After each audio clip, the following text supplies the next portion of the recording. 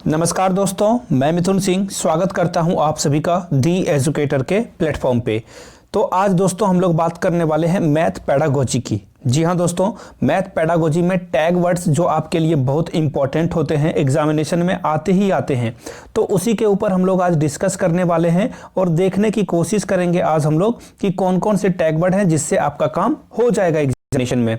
तो चलिए अब मैं आपको एक बात बता दूं, आपको जो है अगर आप नए हो तो please do subscribe this channel and press the bell icon for the latest update. तो चलिए देखते हैं हम लोग पॉजिटिव वर्ड्स कौन कौन से हैं जिन्हें आपको पढ़ना है और समझना है। देखो, जहां भी मैथ्स में आपको दे तर्क करना, अब देखो तर्क करना इंग्लिश वाले बच्चे परेशान ना हो, इसे बोलते हैं लॉजिक। यानी कि जहां पे आप लॉजिक प्रस्तुत कर रहे हो, तर्क कर रहे हो, है ना, जहां पे डिबेट हो रहा है, उसे आपको प्रमोट करना है मैथ में। मैं अगर बोलूं कि देखो 7 को हम लोग 5+2 लिख सकते हैं, है ना, अब बच्चा बोलेगा नहीं सर, इसे हम लोग 2+5 भी लिख सकते हैं, 6+1 भी लिख सकते हैं, 1+6 भी लिख सकते हैं, या फिर 3+4 भी लिख सकते हैं। तो देखो ये बहुत सारे ऑप्शंस आ रहे हैं, तो ऐसे चीजों को आपको क्या करना है, प्रमोट करना है, तभी बच्चा मैथमेटिक्स को जेन्युइनली सीख पाएगा।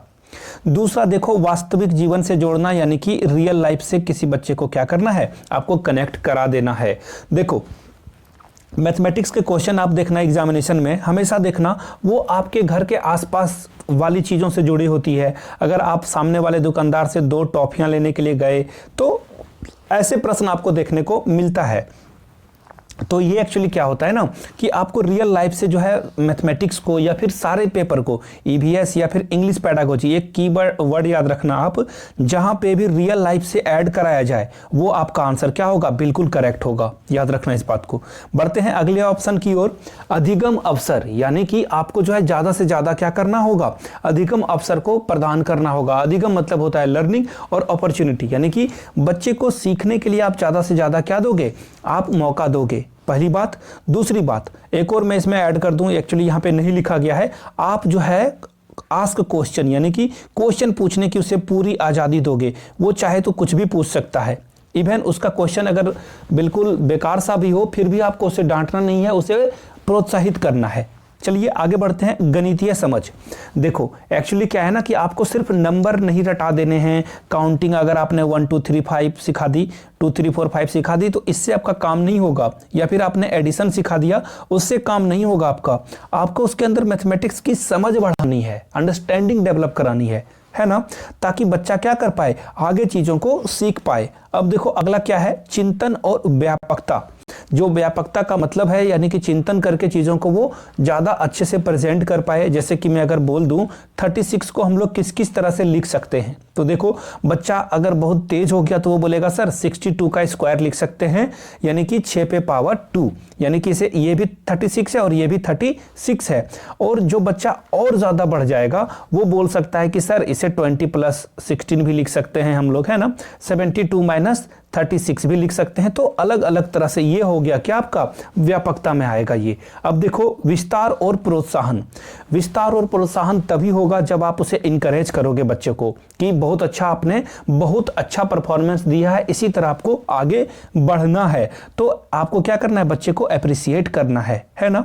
आगे बढ़ते हैं, अगले जो आपका पॉइंट है वो है अगला पॉइंट, उच्च लक्ष्यों की प्राप्ति के लिए अवसर देना। बिल्कुल, आप जो है अगर बच्चा 2+4 अगर सीख गया तो या यहाँ पे 6 हो गया, वो इस चीज को सीख गया है, अब उसे आपको क्या करना है, उच्च लक्ष्य यानी कि अगले स्टेप पे बढ़ने के लिए आपको बिल्कुल एक अच्छा अपॉर्चुनिटी उसे क्या करना है, प्रोवाइड कराना है, ताकि बच्चा क्या कर पाए, अच्छे से उन चीजों को समझ पाए, सीख पाए और आगे बढ़ पाए। ये किसकी जिम्मेदारी है, ये जिम्मेदारी है टीचर की। याद रखना, ये किसकी जिम्मेदारी है, ये जिम्मेदारी आएगी टीचर के ऊपर कि कैसे वो बच्चों को आगे लेके जाता है। चलिए अब बढ़ते हैं नेगेटिव वर्ड की ओर।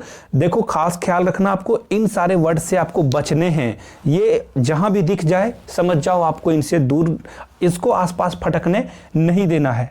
चलिए बढ़ते हैं पहले पॉइंट की ओर, उच्च कक्षाओं के लिए। अगर आप किसी बच्चा को कुछ पढ़ा रहे हो तो आप ऐसा नहीं है कि 2+6 क्लास 3 में है तो आप पढ़ा रहे हो, नहीं, आप एट अ प्रेजेंट टाइम को ध्यान में रख के, वर्तमान समय को ध्यान में रख के आप चीजों को पढ़ाओगे, ना कि आने वाले क्लास के लिए आप इसे सिखाओगे। इस बात का खास ख्याल रखना।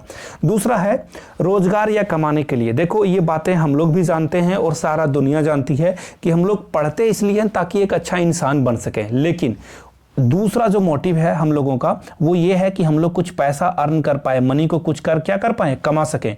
लेकिन एनसीएफ 2005 में इन सब बातों को खारिज किया गया है, यानी कि आपको रोजगार और कमाने के लिए इन सारी बातों को नहीं रखना है। अगला है ग्रेड और रैंकिंग, यानी कि किसी क्लास में किसी बच्चे ने अच्छा किया तो आप A+ दे देते हो, या फिर आप उसे बोल देते हो कि फर्स्ट डिवीजन तुमने किया। एक्चुअली ये मार्कशीट में लिखा जाता है, फिर भी ये बातें क्या है, गलत है। इससे बच्चा क्या होगा, दो बच्चे का कंपेयर आप नहीं कर सकते हो, ये बातें एनसीएफ में कही गई है। अब कंपेयर का क्या मतलब हुआ, तुलना करना।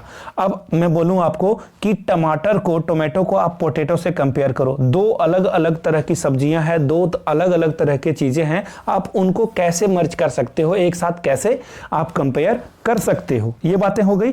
एक और यहां पे ऐड नहीं किया गया, मैं आपको बता दूं, परीक्षा लेना या फिर टेस्ट लेना, ये भी एक नेगेटिव टर्म है। ये आप देखना, जहां पे भी दिखे आपको इसे कट कर देना है।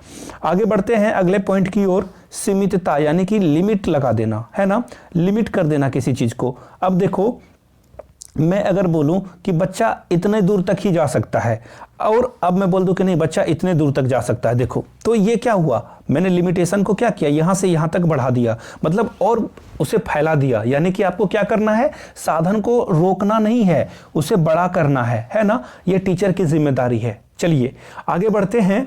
अब है अगला पॉइंट, केवल, मात्र या सिर्फ। देखो यहां पे भी आपको लिमिट किया जा रहा है। अब मैं एक और बात आपको अगर बोलूं कि यही एक चैनल है दी एजुकेटर, जो आपको एजुकेशन की सारी वीडियो प्रोवाइड कराता है टीचिंग एग्जामिनेशन को लेकर। तो क्या है, ये बातें बिल्कुल गलत है। बहुत सारे चैनल हैं, नाम तो मैं नहीं लूंगा, लेकिन आप लोग जानते हो बहुत सारे चैनल हैं जो आपकी टीचिंग एग्जामिनेशन की प्रिपरेशन कराते हैं। तो ये बातें क्या होगी, अगर आप किसी चीज को लिमिट कर रहे हो वो चीजें होगी गलत।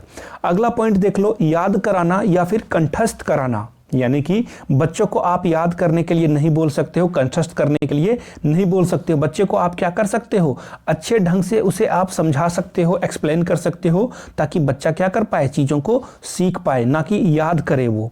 आगे देख लो, कॉपी करना। देखो एक्चुअली क्या होता है ना, बहुत बार टीचर क्या करते हैं, क्लासरूम में मैथमेटिक्स प्रॉब्लम को सॉल्व करा देते हैं और बच्चा उसे क्या कर लेता है, कॉपी कर लेता है। तो ये चीज क्या है, गलत है, ये प्रमोट नहीं करना है। बच्चों को हेल्प करनी है, आपको क्या करनी है, हेल्प करनी है, उसे पुश करना है ताकि वो अच्छे से आगे बढ़ पाए। आगे देख लो, दंड की बात, यानी कि पनिशमेंट, जो आप पनिश करते हो बच्चे को, वो यहाँ पे आपको नहीं करना है, पनिशमेंट नहीं देनी है बच्चों को। नहीं तो क्या हो जाएगा, बच्चा जो है आपसे डरने लगेगा और सवाल करने से हिचकिचाएगा। अगला देख लो, फॉर्मूला याद करने की बात। देखो जहां पे भी आप बोलते हो कि फॉर्मूला याद कर लो, ये गलत बात है। अब मैं आपको एक छोटा सा एग्जांपल देता हूं, a+b का होल स्क्वायर अगर आप बच्चों को रटा दोगे, a² + b² + 2ab होता है, तो ये क्या है, गलत बात है। ये एक्चुअली में आपको समझाना होता है कि a + b का होल स्क्वायर को हम लोग ऐसे मल्टीप्लाई करते हैं तो ये रिजल्ट आता है a² + b² + 2ab। तो बच्चों को ये बातें आपको सिखानी है, ना कि रटा देनी है। आई होप कि आप यहां तक सारी बातों को समझ चुके होंगे। आगे बढ़ते हैं। देखो, जिन किसी को भी सीडीपी के नोट्स चाहिए रीट एग्जामिनेशन के पॉइंट ऑफ व्यू से, या फिर आप अभी के एग्जामिनेशन के पॉइंट ऑफ व्यू से लेना चाहते हो, तो आप मुझे इस नंबर पे 50 रुपए का फोन पे ट्रांजेक्शन कर सकते हो। मैं आपको 10 टॉपिक्स के नोट्स जो हैं वो प्रोवाइड करा दूंगा। हिचकिचा गया मैं। अब देखो यहाँ पे, अगर आप नए हो तो प्लीज आप इसे लाइक करो, इस वीडियो को दोस्तों तक शेयर करो, और चैनल पे नए आए हो तो please do subscribe and press the bell icon. Thank you so much आपके इस कीमती वक्त के लिए। इसी तरह आप जो है आगे बढ़ते रहें, पढ़ते रहें। Thank you so much.